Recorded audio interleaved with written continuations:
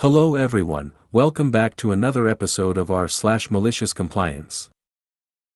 In today's episode, not enough info. Not my problem, I'm going to sit back and relax. You must start and end your workday at the office. Hiring IC cars is cheaper. Sure boss, no problem. Before we get started, make sure to subscribe so you will never miss a video. So let's get started. Not enough info. Not my problem, I'm going to sit back and relax. I'm a US citizen in my early 20s, and recently started working a seasonal retail position for a big box office supply store. It's one of those places where employees are made to stand for the duration of their shift, even when in one place, e.g. behind a cash register. This is a problem for me. I can walk just fine, but I have a physical birth defect where I can't stand still for extended periods. But that's no problem, right? Since I'm in the US, I have the ADA. I disclosed my disability when I was hired, so I'll just ask to be able to sit on a stool when needed. But it wasn't so straightforward. They wanted a reasonable accommodation form to be signed by medical professional. While I had been seeing the same pediatrician since birth, his office recently restructured, lowering the cutoff age of their patients from 25 to 18, and I've yet to find a replacement. However, since the information being asked wasn't anything new, he agreed to sign the papers when he got back from vacation. A week later, I had his note saying that I should be able to sit on a stool when needed. I sent the papers to HR, then all that was left was for HR to confirm everything was in order. Problem solved. Almost. After not hearing back from the HR department all week, I got a call from the pediatrician's office this morning. They told me that the HR department reached out yesterday, and wanted more info than they could provide without seeing me. Confused and livid, I called my HR contact.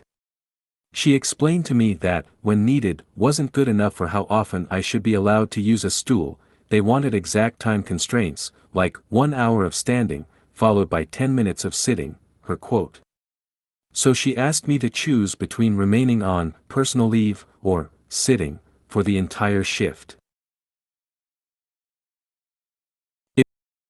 It was at this point that I decided to write out this /r/malicious compliance post. Because of their own hubris in designing a bureaucracy to deny as many reasonable accommodations as possible, it seems my job just got a lot easier.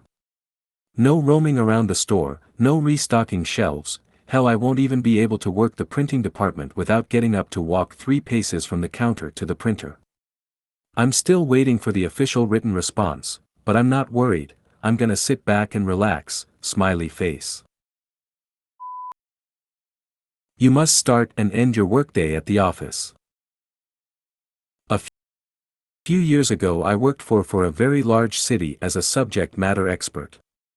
Part of my job was delivering training to unionized employees all over the city. I was both the manager and the person who delivered the training, so I did the scheduling, picked the location, etc. Housing prices in the city were crazy, so I lived in the suburbs and commuted by transit.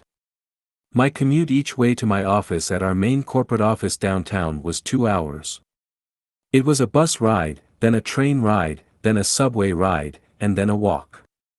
My workday ended at 4:30 p.m. and I would be on the 5 p.m. train, which would get me for 6:30 p.m.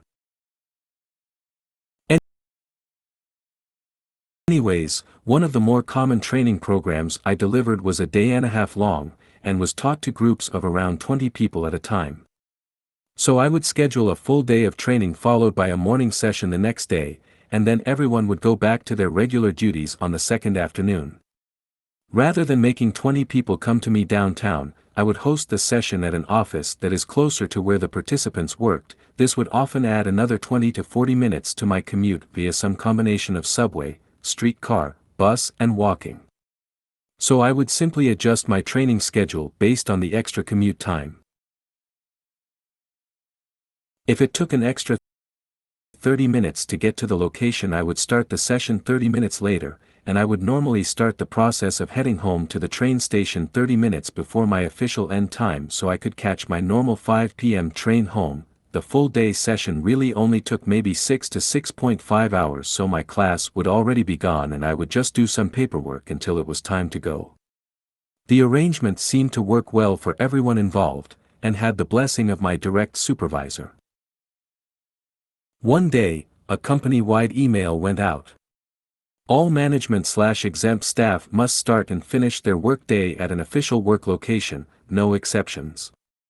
Failure to comply may result in termination.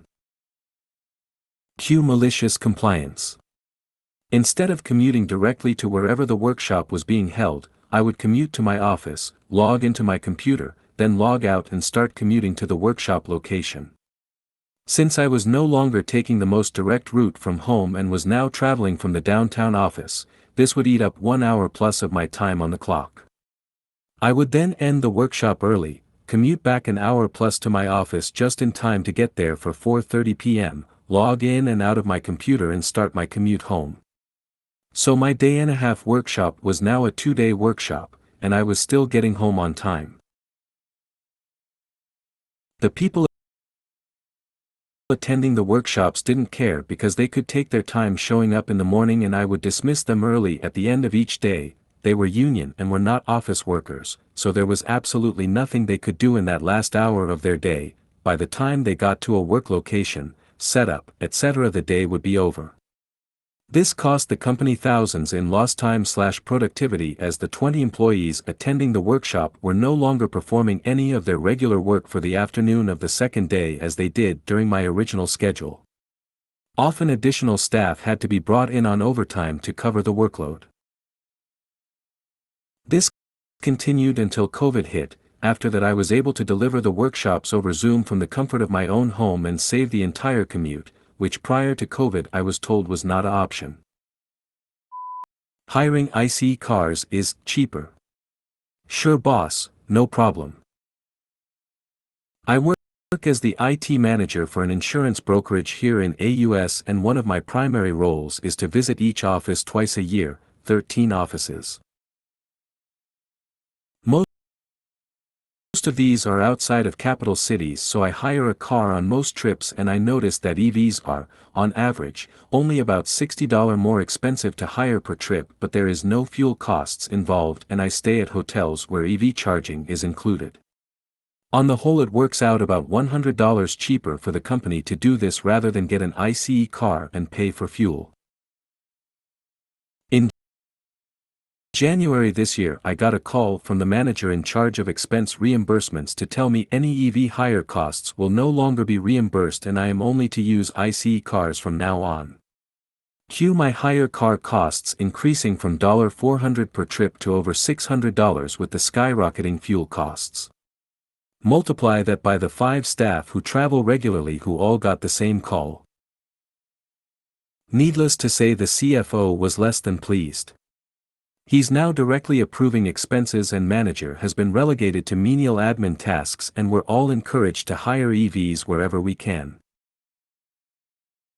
If you made it to the end of the video, thanks for watching. Don't forget to like, subscribe and share, and we will see you in the next video.